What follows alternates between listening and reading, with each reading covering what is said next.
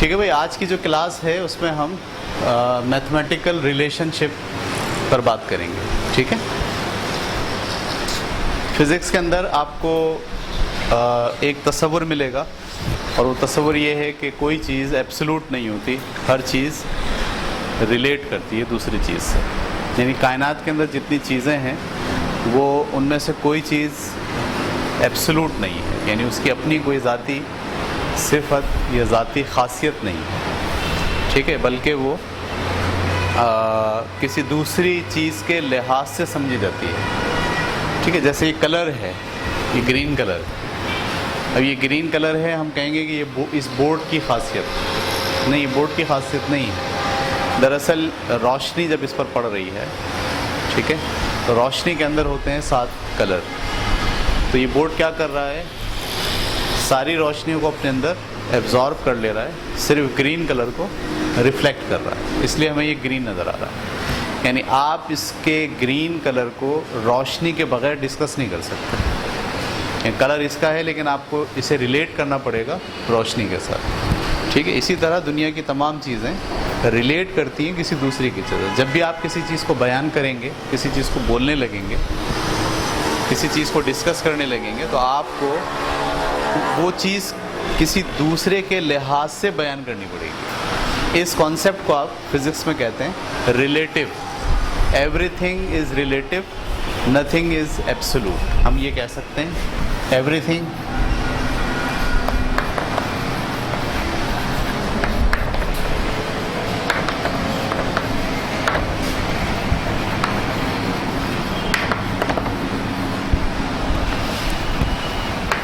everything is relative, nothing is absolute। Absolute को उर्दू में कहते हैं मुतलक। मुतलक का मतलब होता है जिसकी अपनी खासियत हो।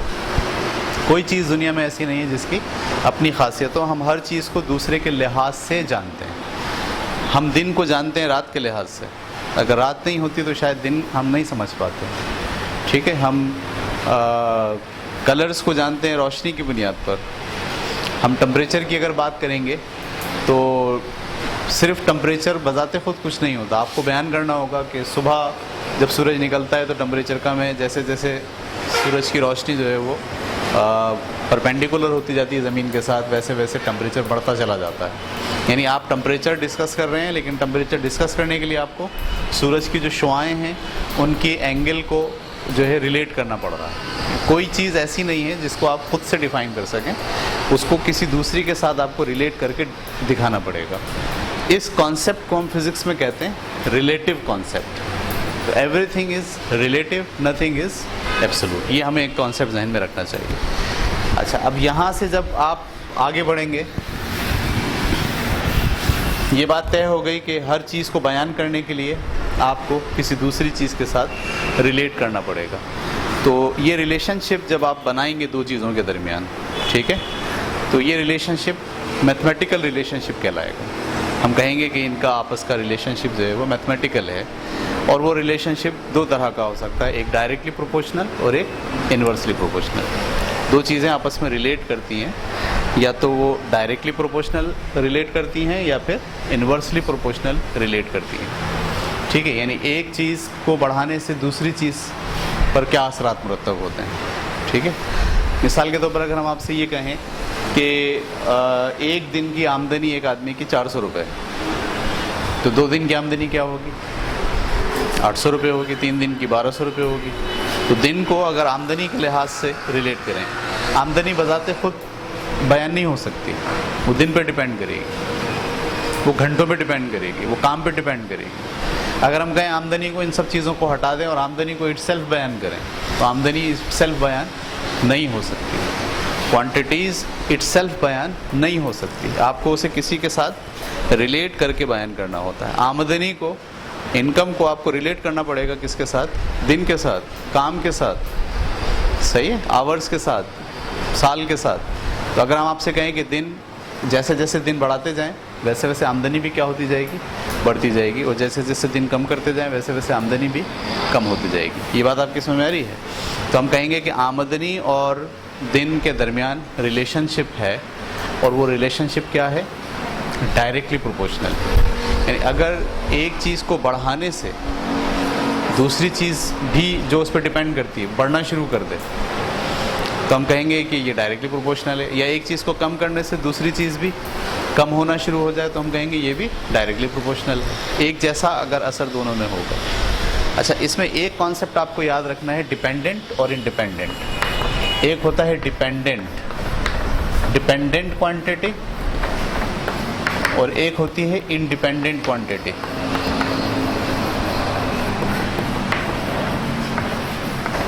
इंडिपेंडेंट क्वांटिटी, ठीक है। अब अगर हम जो हमने मिसाल ली है दिन की और आमदनी की, तो इसमें आमदनी डिपेंड करती है दिन पर, आमदनी का इन्हिसार डेज पर है। इनकम डिपेंड करती है डेज पर। डेज को अगर आप चेंज करेंगे तो आमदनी खुद ब खुद चेंज होगी। डेज को ज़्यादा करेंगे आमदनी ज़्यादा हो जाएगी, डेज को कम करेंगे आमदनी कम हो जाएगी। इसका मतलब ये है कि जो इसमें आमदनी है वो डिपेंड करती है किसके ऊपर, डेज के ऊपर। तो आमदनी डिपेंडेंट क्वांटिटी है और डेज इंडिपेंडेंट क्वांटिटी है। अगर मैं यहाँ बात कर रहा हूँ इनकम की, तो इनकम क्या है, डिपेंडेंट है, और डेज क्या है, इंडिपेंडेंट है। यानी इनकम डिपेंड करती है डेज के ऊपर, तो इनकम डिपेंडेंट हो गई और डेज इंडिपेंडेंट। अब अगर आप डेज में चेंज करें, हम कहें 5 दिन की आमदनी 400 रुपये के लिहाज से 2000 रुपये, दिन अगर ज़्यादा कर दें आमदनी ज़्यादा हो जाएगी। यानी आमदनी को कंट्रोल आप किससे कर रहे हैं, क्योंकि आमदनी डिपेंड करती है किस पर, डेज के ऊपर, और डेज क्या है, इंडिपेंडेंट, ठीक है। तो जब आप दो चीज़ों के दरमियान रिलेशन बनाते हैं तो ये आप करेंगे फिज़िक्स के अंदर। पूरी फिज़िक्स दरअसल क्या है, किसी क्वांटिटी को आप स्टडी करते हैं और ये देखते हैं कि वो क्वांटिटी किस चीज़ पर डिपेंड करती है और उसका डिपेंडेंसी का लेवल क्या है, आया वो डायरेक्टली डिपेंड करती है या इनडायरेक्टली डिपेंड करती है, ठीक है। तो दो क्वांटिटीज़ के दरमियान हमेशा रिलेशनशिप पाया जाता है, या तो वो डायरेक्टली होगा या वो इन्वर्सली होगा। यानी अगर आप रिलेशनशिप की बात करें तो ये रिलेशनशिप दो तरह के होते हैं, एक डायरेक्टली और दूसरा इनडायरेक्टली या इन्वर्सली।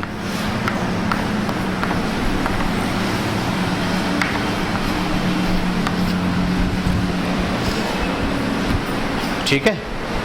डायरेक्ट रिलेशनशिप में एक चीज़ को बढ़ाने से दूसरी चीज़ भी बढ़ जाती है, एक चीज़ को कम करने से दूसरी चीज़ भी कम हो जाती है। और इन्वर्सली प्रोपोर्शनल में एक चीज़ को बढ़ाने से दूसरी चीज़ कम होती है, और एक चीज़ को कम करें तो दूसरी चीज़ जो उस पर डिपेंड और इंडिपेंडेंट। एक मिसाल हम लेते हैं, यहाँ पर डेज और लेबर, ठीक है, ये मज़दूर हैं और ये हमारे पास क्या हैं, डेज हैं। अगर हम घर बना रहे हैं, ठीक है, क्या बना रहे हैं, घर बना रहे हैं, तो घर बनाने के लिए पूरा मकान अगर हम बनाते हैं पूरा एक मंजिल का, तो उसको बनाने के लिए हमें फ़र्ज़ कीजिए 40 मज़दूर अगर हम लगाते हैं, कितने लगाते हैं, 40 मज़दूर, तो वो मकान बना लेते हैं एक हफ्ते में। आपका क्या ख्याल है कि मकान कितने दिनों में बनेगा, ये डिपेंड करेगा किस पर, मज़दूरों की तादाद पर। तो कितने दिन में बनेगा, दिन कंट्रोल किससे होंगे, लेबर से। इसका मतलब है दिन जो है वो डिपेंडेंट है, दिन क्या है, डिपेंडेंट कॉन्सेप्ट है, और मज़दूर क्या है, इंडिपेंडेंट है। अगर आप 40 मज़दूर के बजाय 20 मज़दूर कर दें, कम मज़दूर कर दें, तो अब घर कितने दिन में बनेगा, क्या एक हफ्ते में बनेगा, अब एक हफ्ते में नहीं बनेगा, अब वो ज़्यादा दिन में बनेगा। यानी आपने मज़दूर कम किए और दिन जो है वो ज़्यादा हो गए, एक चीज़ कम होने से दूसरी चीज़ ज़्यादा हो गई। ये कहलाएगा इन्वर्सली प्रोपोर्शनल। अगर हम कहें कि डेज़ में और लेबर के अंदर कौन सा प्रोपोर्शनल पाया जाता है, तो हम कहेंगे इन्वर्सली प्रोपोर्शनल। अच्छा, अब इसमें ये बताइए, इसमें कौन डिपेंड कर रहा है और कौन इंडिपेंडेंट है।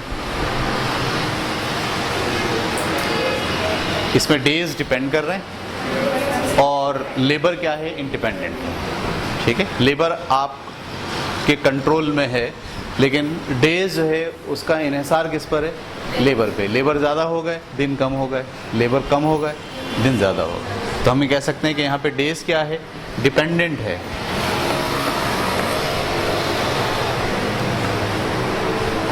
और लेबर क्या है, इंडिपेंडेंट है।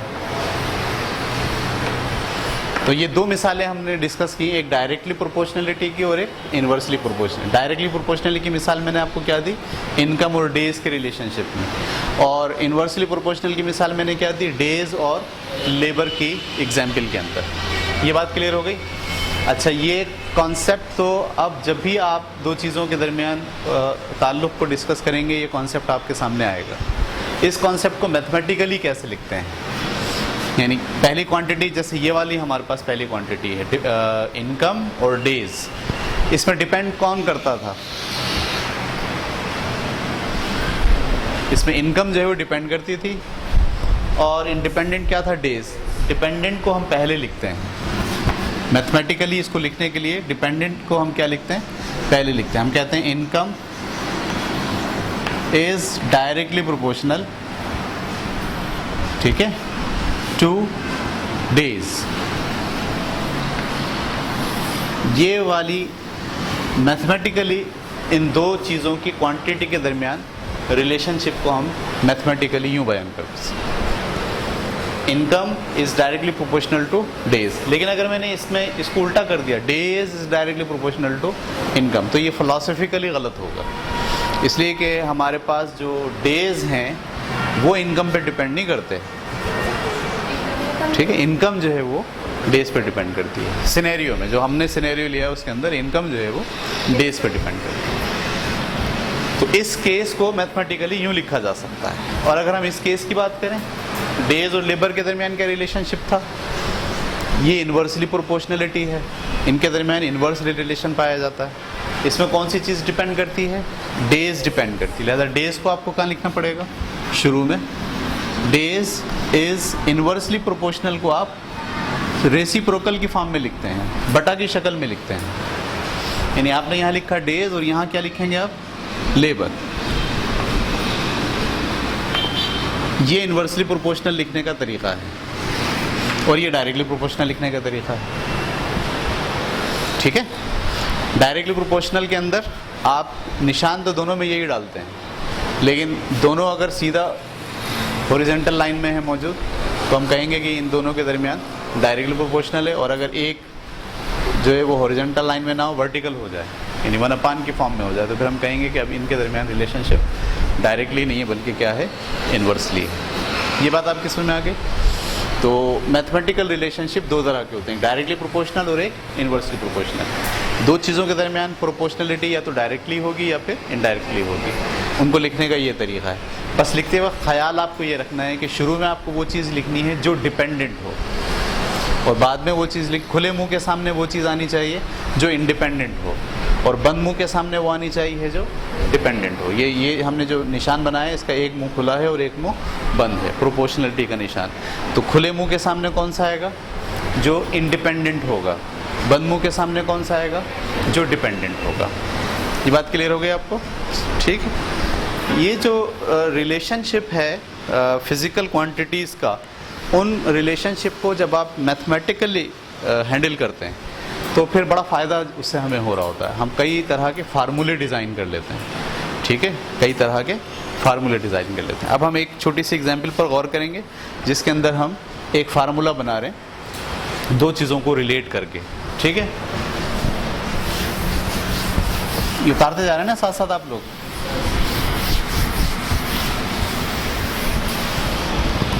ठीक है जी। अब हम एक केस स्टडी कर रहे हैं, मैथमेटिकल केस है, और केस ये है कि हमारे पास सर्किल को हम डिस्कस जब करें, एक सर्किल है हमारे पास, इस सर्किल का ये डायमीटर है और ये पूरा यहाँ से लेके यहाँ तक ये सरकमफेरेंस है।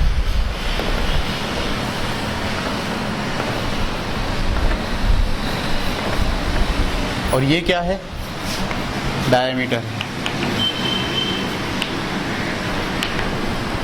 सरकमफेरेंस को हम S से जाहिर कर रहे हैं और डायमीटर को हम D से जाहिर कर रहे हैं, ठीक है। अच्छा, अब अगर मैं इस डायमीटर को बड़ा कर दूं, यानी डायमीटर ये के बजाय थोड़ा सा ज़्यादा हो, जैसे डायमीटर ज़्यादा होगा आप देखेंगे कि सरकमफेरेंस भी बढ़ गया। ये डायमीटर हमने क्या कर दिया, ज़्यादा कर दिया, उसके नतीजे में क्या हुआ, सरकमफेरेंस भी ज़्यादा हो गया। अब यहाँ पर हम रिलेशन बना सकते हैं कि ये जो सर्किल है इसका जो सरकमफेरेंस है वो डिपेंड कर रहा है किस पर, डायमीटर पर। अगर डायमीटर को बढ़ाते हैं तो सरकमफेरेंस बढ़ जाता है, अगर डायमीटर को कम करते हैं सरकमफेरेंस कम हो जाता है। इसका मतलब क्या हुआ कि डायमीटर और सरकमफेरेंस में डायरेक्टली प्रोपोर्शनल पाया जाता है। ठीक है, आप साथ दे रहे मेरा, सरकमफेरेंस में और डायमीटर में डायरेक्टली प्रोपोर्शनल। अच्छा, कौन सी चीज़ डिपेंड कर रही है किस पे, इसमें डायमीटर क्या है और सरकमफेरेंस क्या है। सरकमफेरेंस डिपेंडेंट है, क्या ख्याल है आपका, वो डिपेंड कर रहा है।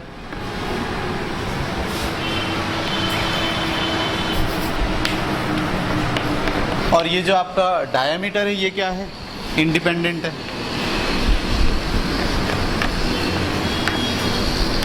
ऐसे ही है ना।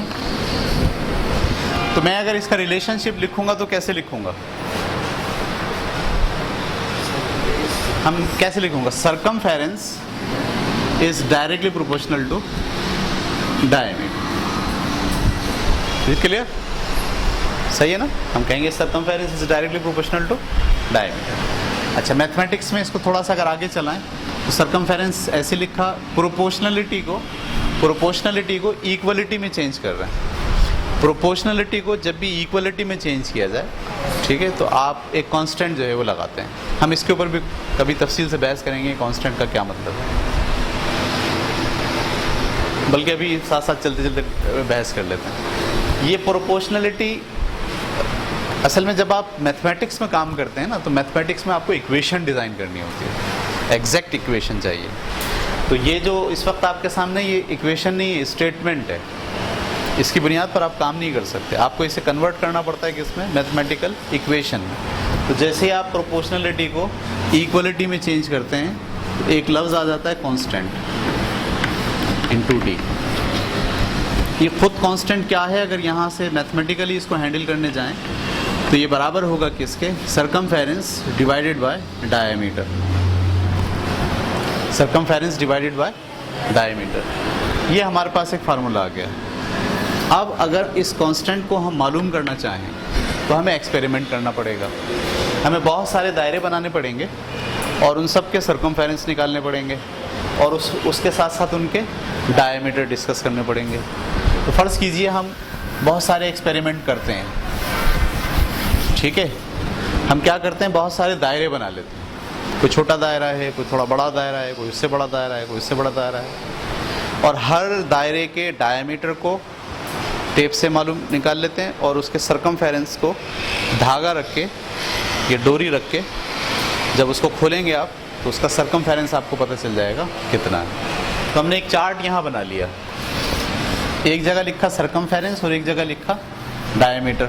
पहला काम किया हमने, पहले दायरे पर कुछ सरकमफेरेंस आया और कुछ डायमीटर आया। फिर दूसरे दायरे पे काम किया, उसका कुछ सरकमफेरेंस लिखा, उसका कुछ डायमीटर लिखा। तीसरे दायरे पे काम किया, उसका कुछ सरकमफेरेंस लिखा, कुछ डायमीटर लिखा। इस तरह बहुत सारे सर्किल्स बना के उनके सरकमफेरेंस और उनके डायमीटर को हमने एक जगह नोट कर लिया। ये क्या कह रहा है फार्मूला, ये कह रहा है कि सरकमफेरेंस को जब भी आप डिवाइड करेंगे डायमीटर से, हमेशा जवाब क्या आएगा, कांस्टेंट। चेक करने के लिए हम क्या करेंगे, पहले किसी एक दायरे के सरकमफेरेंस को उसके डायमीटर से डिवाइड करेंगे, कुछ जवाब आ गया वो हमने देख लिया। फिर दूसरे सरकमफेरेंस को दूसरे डायमीटर से डिवाइड करेंगे, दोनों का जवाब सेम होगा और ये नॉर्मली होता है 22/7 या 3.14 समथिंग, ठीक है। यानी जब भी किसी दायरे के सरकमफेरेंस को उसके डायमीटर से डिवाइड किया जाएगा, हमेशा जवाब क्या आएगा, 22/7 या 3.14। इसी कांस्टेंट वैल्यू को हम कहते हैं पाई, इसी कांस्टेंट वैल्यू को हम क्या कहते हैं, पाई। तो हमने देखा कि एक्सपेरिमेंट से नॉर्मली जो कांस्टेंट की वैल्यू निकलती है वो एक्सपेरिमेंट से निकलती है, और ये कांस्टेंट कह रहा होता है कि कांस्टेंट है, ये एक जैसी रकम आएगी। ठीक है, अगर आप एक्सपेरिमेंट बहुत अच्छा अंदाज से करते हैं, उसमें गलती नहीं करते, तो ज़्यादातर आपके पास कांस्टेंट की वैल्यू एक्सपेरिमेंट जो है हमेशा एक जैसी दे रहा होता है। तो हमें पता चल गया इस वाले केस में सरकमफेरेंस और डायमीटर की स्टडी के दौरान हमें पता चल गया कि इसका जो कांस्टेंट होता है वो हमेशा क्या होता है 22/7 या पाई। लिहाजा अगले स्टेप में मैं अगर लिखूँ एस अपॉन डी और यहाँ लिखूँ इक्वल का निशान और कांस्टेंट की जगह क्या लिख दूँ पाई, यानी इसकी जगह वैल्यू आएगी 22/7 या 22/7। डी यहाँ डिवाइड करें, इसको वहाँ ले जाइए, तो S is equal to pi into D,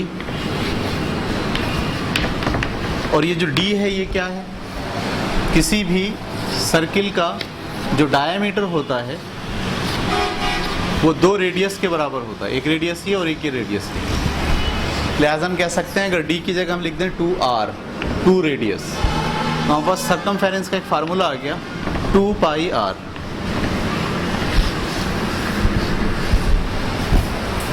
ठीक है, तो हमेशा हम दो चीज़ों के दरमियान रिलेशनशिप मालूम करते हुए दरअसल मैथमेटिकल फार्मूला डिज़ाइन कर रहे होते हैं। पूरी फिज़िक्स में हम यही काम करेंगे।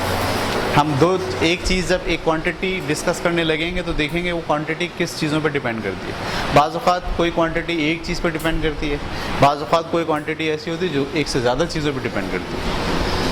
इस वाले केस में तो सरकमफेरेंस सिर्फ किस पर डिपेंड कर रहा था, डायमीटर पे, लेकिन हम बाज़ चीज़ें ऐसी पढ़ेंगे जिसमें एक क्वांटिटी, मिसाल के तौर पर ग्रेविटेशनल फोर्स है, आपने 10वीं जमात में पढ़ा, ग्रेविटेशनल फोर्स एक चीज़ पर डिपेंड नहीं करती, 2 चीज़ों पर डिपेंड करती है, दोनों के मासेस पर और उनके दरमियान फासले पर। तो रिलेशनशिप फिर आपके 2 चीज़ों पर डिपेंड करेंगे। कांस्टेंट जो आएगा वो 2 चीज़ों के दरमियान 2 चीज़ों की स्टडी के साथ आएगा। ठीक है, तो ये कॉन्सेप्ट आपके जहन में हर वक्त रहना चाहिए जब भी आप फिज़िक्स में कोई नया टॉपिक पढ़ने जा रहे होंगे। ठीक है, बंद कीजिएगा। ठीक है, तो अगला टॉपिक जो हमारा है वो ये 3 लफ्ज़ हैं जो हमें कैलकुलेशन के दौरान इस्तेमाल करने होते हैं, एक्यूरेसी और प्रिसिशन और एरर। ठीक है, जब आप एक्सपेरिमेंट कर रहे होते हैं तो एक्सपेरिमेंट के दौरान आपको ये 3 लफ्ज़ों से आपका सामना होता है, साबका पड़ता है। इसमें एक लफ्ज़ है एक्यूरेसी और एक लफ्ज़ है प्रिसिशन और एक लफ्ज़ है एरर। तो एक्यूरेसी क्या है?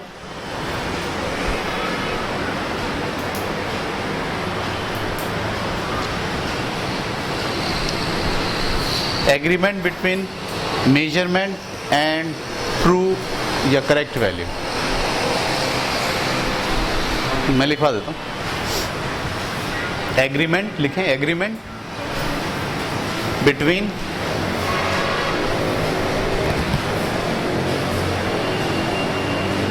Experimental value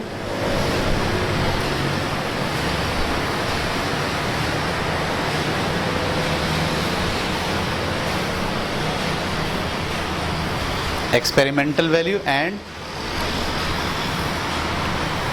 true value. हाँ, ठीक है, जैसे मिसाल के तौर पर हम कहें कि हमें पता है कि g की वैल्यू क्या होती है 9.8 होती है, g की वैल्यू क्या होती है 9.8 होती है। अब हम क्या करें, कोई एक्सपेरिमेंट करें g की वैल्यू मालूम करने के लिए। पेंडुलम का एक्सपेरिमेंट किया जा सकता है। ठीक है, तो पेंडुलम के एक्सपेरिमेंट में अगर हम एक बार एक्सपेरिमेंट करें और उसमें से g की वैल्यू निकालें 9.3, तो हम अब क्या बोलेंगे, एक्सपेरिमेंटल वैल्यू क्या है 9.3 है और इसकी हकीकी वैल्यू क्या है 9.8 है। तो इसमें क्या एक्यूरेसी पाई जाती है?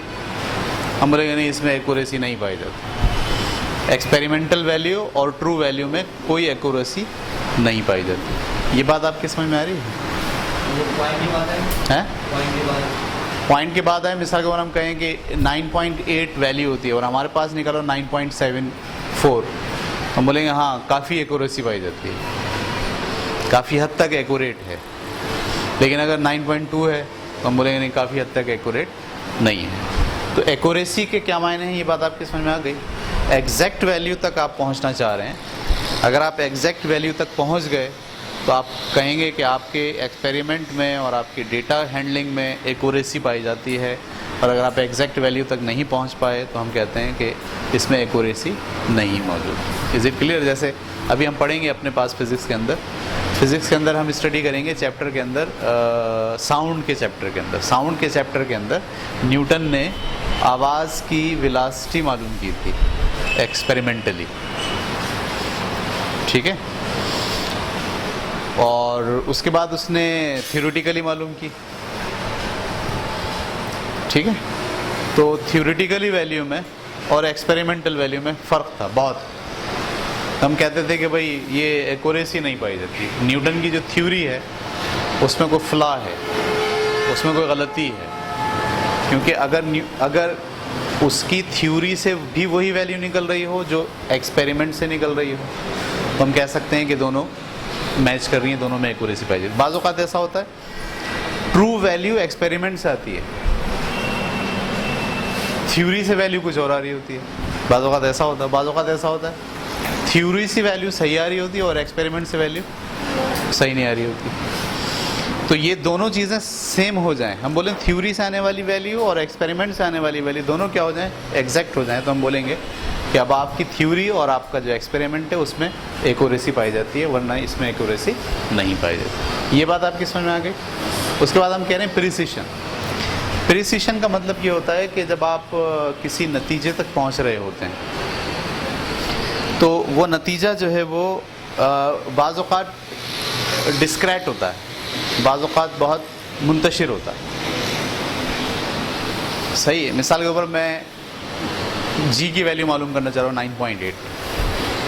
मैंने एक बार एक्सपेरिमेंट किया 9.2 निकला, एक बार दूसरी बार एक्सपेरिमेंट किया 5 निकला, तीसरी बार एक्सपेरिमेंट किया 8 निकला, चौथी बार एक्सपेरिमेंट किया 7 निकला, 10वीं बार यानी जो मेरा जो रिज़ल्ट आ रहा है वो किसी एक जगह के गिर्द नहीं घूम रहा, बल्कि वो बहुत फैला हुआ है।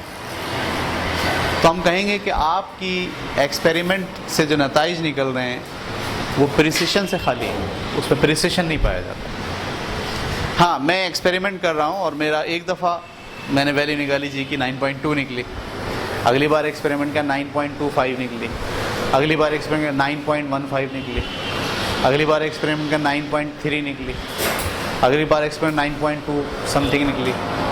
यानी आप देख रहे हैं कि सारी जो वैल्यूज़ मेरी आ रही हैं वो 9.2 के करीब करीब आ रही हैं। अगरचे के ट्रू नहीं है, अगरचे के एक्यूरेट नहीं है, एक्यूरेसी नहीं है, प्रिसिशन पाया जाता है। मेरे एक्सपेरिमेंट में एक्यूरेसी नहीं है, प्रिसिशन पाया जाता है कि मैं जब भी एक्सपेरिमेंट करता हूँ मेरी वैल्यू 9.2 के करीब करीब आती है। इसकी वजह ये हो सकती है कि मैं जिस मुल्क में रह रहा हूँ, जिस इलाके में रह रहा हूँ, वो सतह समंदर से कितना दूर है, कितना नीचे, कितना ऊपर। तो हम कहेंगे, देखिए इस बात की बड़ी अहमियत होती है कि प्रिसिशन पाया जाता है। एक्यूरेसी ना हो फिर आप ये फैक्टर तलाश करते हैं, वो कौन से फैक्टर हैं जिसकी वजह से वैल्यू 9.8 से 9.2 की तरफ से ली गई है। ये बात समझ रहे हैं आप? लेकिन अगर आपके एक्सपेरिमेंट में प्रिसिशन ही नहीं है, एक्यूरेसी तो आप भूल जाएं। लेकिन अगर आपके एक्सपेरिमेंट में प्रिसिशन भी पाया जाता है और एक्यूरेसी भी पाई जाती है तो फिर आपकी थ्योरी बड़ी जानदार है, आपका काम करने का तरीका बहुत अच्छा है, आपने जो एक्सपेरिमेंट का इंतखाब किया वो बहुत ज़बरदस्त है, आपने उस एक्सपेरिमेंट के लिए जिन थ्योरीज़ को चुना है वो बहुत अच्छी है, आपने उन एक्सपेरिमेंट में डेटा हैंडलिंग बहुत अच्छे तरीके से की। इसी वजह से आपकी एक्यूरेसी भी बन रही है और आपके एक्सपेरिमेंट के अंदर प्रिसिशन भी पाया जाता है। तो आपको इन दोनों के दरमियान डिफरेंस पता होना चाहिए कि एक्यूरेसी क्या है और प्रिसिशन क्या है। ठीक है, इसकी मिसाल अगर मैं आपको दूं तो आप वो जो तीर होता है ना, तीर आपको पता है, तीर निशाने पे मारते हैं। अगर आपके सारे तीर आके यहाँ लग रहे हो तो हम क्या बोलेंगे, आपका निशाना एक्यूरेट है, आपका निशाना क्या है, एक्यूरेट। लेकिन अगर आपके सारे तीर कोई यहाँ लग रहा है, कोई यहाँ लग रहा है, कोई यहाँ लग रहा है, कोई यहाँ लग रहा है, तो हम क्या कहेंगे? पहले यहाँ करती सफाई ना, तो क्लास हो रही है। कल का पहले कहीं पर कि नीचे ऐसे अंधेरा रुकिए, ठीक है जी। तो अब हम इन तस्वीरों की मदद से हम आसानी से समझ सकते हैं किस किस को, एक्यूरेसी को भी, और इसमें हमारे पास क्या पाई जाती है? एक्यूरेसी भी है और प्रिसीशन भी है। इस वाली तस्वीर में क्या है? ना एक्यूरेसी है ना प्रिसीशन है। लेकिन अगर मैं ये एक तस्वीर बनाऊं ये वाली, और कोई आदमी जो है वो एरो मार रहा हो, और एक एरो उसका यहाँ के लग रहा हो, दूसरा एरो भी उसका यहाँ के लग रहा हो, तीसरा भी यहाँ लग रहा हो, चौथा भी यहाँ लग रहा हो, इसका क्या मतलब है? इसका मतलब है एक्यूरेसी नहीं है लेकिन प्रिसीशन है। अब आपको यहाँ ढूंढने पड़ेंगे वो कौन से हालात हैं कि एम तो ये बेचारा इसका लेता है, इस वाली जगह का एम लेता है, लेकिन जब मारता है तो सारे जाके यहाँ लगते हैं। इसका मतलब है या तो हवा है जो असरअंदाज हो रही है हर एक एक्सपेरिमेंट के ऊपर, और उसके नतीजे में जो है ना बजाय यहाँ लगने के वो यहाँ लग रहा है, ठीक है। यानी जब आपके एक्सपेरिमेंट के नतीजे में प्रिसीशन मिल जाए तो फिर आप ये सोचने पर मजबूर हो जाते हैं कि कौन सा ऐसा फैक्टर है जो आपको एक्यूरेसी से रोक रहा है, जो आपको एक्यूरेसी की जानिब जाने नहीं दे रहा। ये बात आपकी समझ में आ गई? एक्यूरेसी क्या है, प्रिसीशन क्या है। उसके बाद हम पढ़ने जा रहे हैं तीसरा कॉन्सेप्ट, एरर, ठीक है। तो अगर एक्यूरेसी नहीं है तो एरर है, अगर एक्यूरेसी नहीं है तो क्या है? एरर है। इन एक्यूरेसी दरअसल एरर की वजह से आती है। अगर प्रिसीशन भी नहीं है और एक्यूरेसी भी नहीं है तो इसका मतलब है कि आपका जो काम है उसमें कहीं ना कहीं एरर है, ठीक है। एरर को आप कैसे डिफाइन करेंगे कि आपकी जो वैल्यू है एक्सपेरिमेंटल वो रियल वैल्यू से हटी हुई है, तो हम कहेंगे इसमें क्या पाया जाता है? एरर पाया जाता है, ठीक है। एरर जो है वो 3 तरह के होते हैं। आपने 10वीं जमात में भी बहुत तफसील से ये एरर पढ़े थे, यहाँ रिपीट हो रहे हैं ये। एरर कितनी तरह के होते हैं? 3 तरह के एरर होते हैं। Number 1, personal error.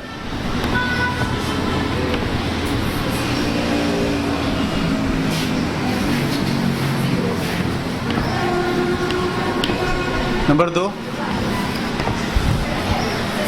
Systemic error.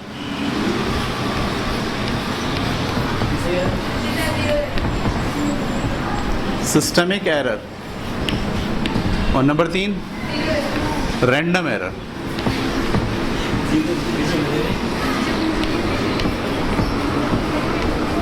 जी, 3 तरह के एरर जो है वो आपके काम में हो सकते हैं जब आप एक्सपेरिमेंट कर रहे हैं, डेटा निकाल रहे हैं और उसको रिलेशनशिप बना रहे हैं, तो फिर ये 3 टाइप के एरर आ सकते हैं। एक तो पर्सनल एरर।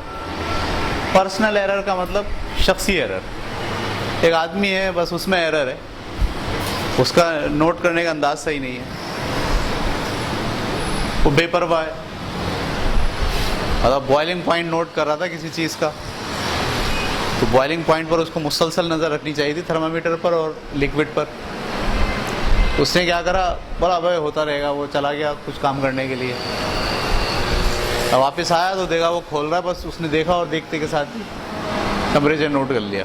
वो बोला भाई यही इसका बॉइलिंग पॉइंट होता है। पता चला वो बॉइलिंग पॉइंट नहीं होता, बॉइलिंग पॉइंट कुछ और होता है। मिसाल है, ठीक है। तो हम कहेंगे कि ये इसका ये इसका कौन सा एरर है? पर्सनल एरर, ठीक है। मेरी ये दोनों आँखें हैं, मैं दोनों आँखों से चीज़ को देख रहा हूँ, ये चीज़ मुझे यहाँ दिखाई दे। एक आँख बंद करके देखूँगा तो वो चीज़ थोड़ी सी कहीं और दिखाई देगी, सही। तो नोट करा था मैं रीडिंग, तो दोनों आँखों से नोट कर, एक आँख से नोट करना शुरू कर दी। एक आँख से नोट करना शुरू कर दी तो रीडिंग जो है मुझे थोड़ी सी कहीं और दिखाई दी। या एक आँख से नोट करनी थी, बाज़ औक़ात एक आँख से नोट करनी है, आपको पिन देखनी है एक आँख से, आप एक आँख से नहीं देख रहे बल्कि किससे देख रहे हैं? दोनों आँखों से देख रहे हैं। तो आपको एक पिन के बजाय कितनी पिन दिख रही हैं? 2 पिन दिख रहे हैं। 4 क्यों दिखेंगी? 2 दिखेंगी, 2 आँखें, इससे 2 पिनें दिखेंगी। अच्छा, ठीक है। तो हम बोलेंगे ये सारे एरर क्या हैं? पर्सनल एरर, ठीक है। यानी आपकी कोताही की वजह से, आपकी किसी खामी की वजह से जो आप एरर आपके डेटा में आ रहे हैं वो पर्सनल एरर कराते हैं। दूसरे टाइप के एरर को हम क्या कहते हैं? Systemic error. ये एरर बुनियादी तौर पर आपके ऑपरेटर्स में होते हैं। ये एरर बुनियादी तौर पर क्या होते हैं आपके? जैसे आपने पढ़ा था ज़ीरो एरर। आपके ऑपरेटर जो है वो स्टार्ट में ज़ीरो ना हो। आप तराजू तोल रहे हो, तराजू का एक पलड़ा एक तरफ पहले से ही झुक रहा हो। अब आप इसमें जितनी चीज़ें तोलेंगे उन सब की असल मास वो नहीं होगा जो आप निकाल रहे हैं। हर मास में एरर आएगा। तो देखें ना, आप डिजिटल अगर आपके पास तराजू है वो 0 पे होना चाहिए शुरू में। वो शुरू में जो है वो 12 ग्राम पे है। किस पे है? शुरू में। अब आप 50 ग्राम चीज़ तोल लें उसमें, तो क्या वो 50 ग्राम होगी? आपको रीडिंग तो कह रहे होंगे आप 50 ग्राम, लेकिन असल में वो 50 ग्राम नहीं है, वो है 38 ग्राम। इसलिए कि वहाँ पर शुरू में ज़ीरो नहीं था, वहाँ शुरू में क्या था? 12 ग्राम था। अब आप इस तराजू से जितनी बार तोलेंगे हर वैल्यू के अंदर 12 ग्राम इजाफा हो चुका हो। तो हम कहेंगे कि ये जो एरर है ये सिस्टमिक एरर है। यानी आपके एक्सपेरिमेंट के अंदर अगर ऑपरेटर्स की किसी गलती की वजह से एरर आना शुरू हो जाए तो वो एरर क्या कहलाता है? सिस्टमिक एरर कहलाता है। ये बात क्लियर हो गई? उसके बाद होता है रैंडम एरर। रैंडम एरर जो है वो आपका जो फिजिकल इन्वायरमेंट है वो बदल गया, उसके चेंज होने से जो आपके पास एरर आता है उसे आप कहते हैं रैंडम एरर। और मैंने आपको कहा था ना, जैसे प्रिसिशन तो आपका एक्यूरेट है लेकिन एक्यूरेसी नहीं है, ये आमतौर पर किस पर आ रहा होता है? रैंडम एरर पे। आप फिर देखते हैं फिजिकल कंडीशंस क्या हैं जिनकी वजह से ऐसा हो रहा है। मैं निकाला था जी की वैल्यू 9.2 आ रही है, 9.15 आ रही है, 9.25 आ रही है, करीब करीब ही आ रही है। तो अब मैं ये नहीं कहूँगा कि ये ऑपरेटर्स का एरर है, मैं ये नहीं कहूँगा ये पर्सनल एरर है, क्योंकि इसमें एक्यूरेसी पाई जाती है। तो एक्यूरेसी पाए जाने का और इसमें एक्यूरेसी नहीं, इसमें प्रिसिशन पाया जाता है लेकिन एक्यूरेसी नहीं है। तो इसका मतलब है कोई फिज़िकल चीज़ है जो इस एरर की वजह है। वो फिज़िकल चीज़ क्या हो सकती है कि आपने जी की वैल्यू समंदर के किनारे नहीं मालूम की, क्योंकि समंदर के किनारे जी की वैल्यू कुछ और आती है, और मरी में अगर आप चले जाएं जो कि ऊंचाई है तो वहाँ पर जी की वैल्यू कुछ और आएगी। तो अब आपकी जी की वैल्यू में जो चेंज आया है उसकी बुनियादी वजह क्या है? Random error. Physical condition change हो गई। आपने तजर्बा किया था, फर्ज कीजिए हीट मालूम करने के लिए दिन में, सुबह तजर्बा आपने किया था, और तजर्बे के दौरान दोपहर हो गई, दोपहर में टेम्परेचर बढ़ गया। सुबह 6 बजे अगर आप नमक की हलपजीरी मालूम करें तो कुछ और निकलेगी, और दोपहर में 1 बजे अगर आप नमक की हलपजीरी मालूम करें तो कुछ और निकलेगी। क्योंकि हलपजीरी सॉल्युबिलिटी का ताल्लुक किस बात पे है? टेम्परेचर पे। टेम्परेचर ज़्यादा होगा, सॉल्युबिलिटी ज़्यादा हो जाएगी। तो पता चला आप सुबह से एक एक्सपेरिमेंट कर रहे थे, आपने 100 बार एक एक्सपेरिमेंट किया है, लेकिन उस 100 बार के अंदर एक जैसी वैल्यू नहीं आ रही, चेंज हो रही है। तो उस चेंज की या उस एरर की बुनियादी वजह क्या होगी? रैंडम एरर होगा। ये बात आपको क्लियर हो गई? तो ये 3 लफ्ज़ हमें बार बार जो है वो यूटिलाइज़ करने होते हैं। Accuracy, precision, error. और एरर जो है वो 3 तरह के होते हैं। बस।